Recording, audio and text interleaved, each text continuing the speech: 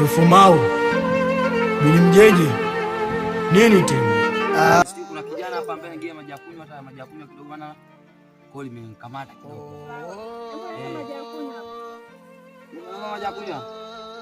Fatuma na maji ya kunywa Fatuma. Alo kijana anasumbua sana. Yaani napitia wakati mgumu shangazi. Vipi mahindi huko, mshalima mahindi au bado? Mahindi sasa hivi watu ndo wanaandaa mwaka. Watu ndo wanaandaa mwaka. Na kweli jua linaonekana ili kwamba hili la mwaka hili. Kama unapojua baba yuko, mama yuko, mshatangulia. Mzazi wetu aliobaki sasa hivi ni wewe. Kwa anatimiza kwa sana. Wewe njoo na bua lako. Asante sana.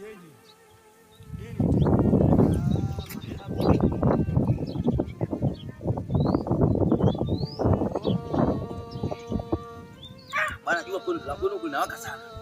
Wajua sisi kule kwetu jua kidogo so la vile tena mvua zinanyesha. Watu washaanza kupanda. Usimtengeneze kwa chai.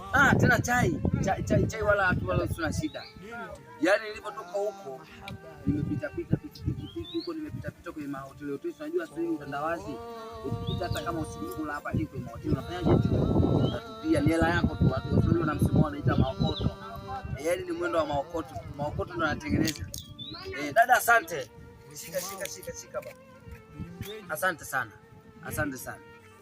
Njoo ngwage maana sasa naona hili jua linawaka hili. Kwa hiyo bwana mimi narudi naelekea nyumbani, lakini soma sana.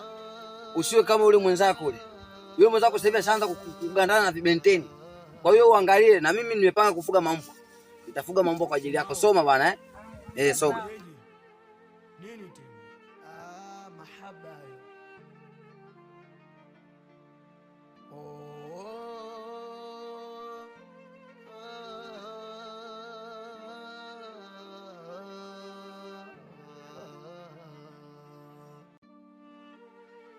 Wefumau Bili Mjeje. Sasa huyu kijana mdogo wangu maisha yamekuwa ni magumu, lakini bado anajiendekeza na wanawake. Nikikumbuka ile siku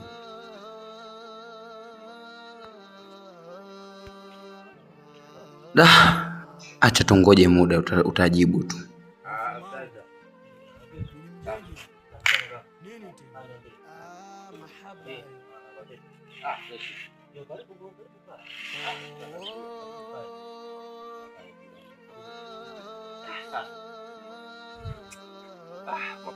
Mwakalobo ananisumbua sana akili yangu.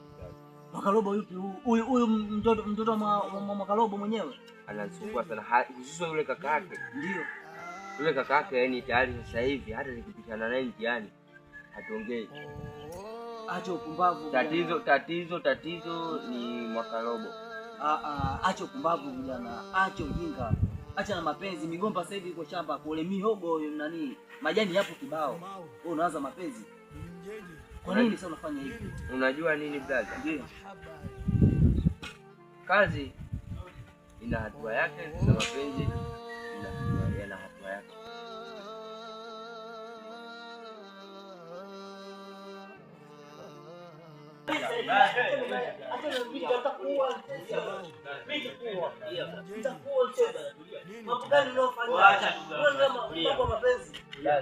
Unabaki unaona lotokea, sio ningekuua.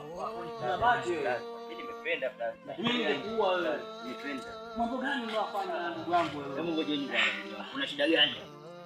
Huyu ndio anaelezea mambo ya mapenzi afu nani? Punguza jazba. Gomba iko shamba kule na nini? Majani kibao. Tulia kwanza ndugu yangu, punguza jazba. Kwa hiyo brother mimi siruhusiwi. Ngoja. Unajua huyu ni kaka yako bwana. Ukiongea naye unatakiwa upunguze jazba. Kweli, hebu mueleweshe bwana huyo, maana alifanya haya kwanza ndugu yangu. Ngoja kwanza brother apunguze pressure ndio uongee. Eleweki bwana huyo.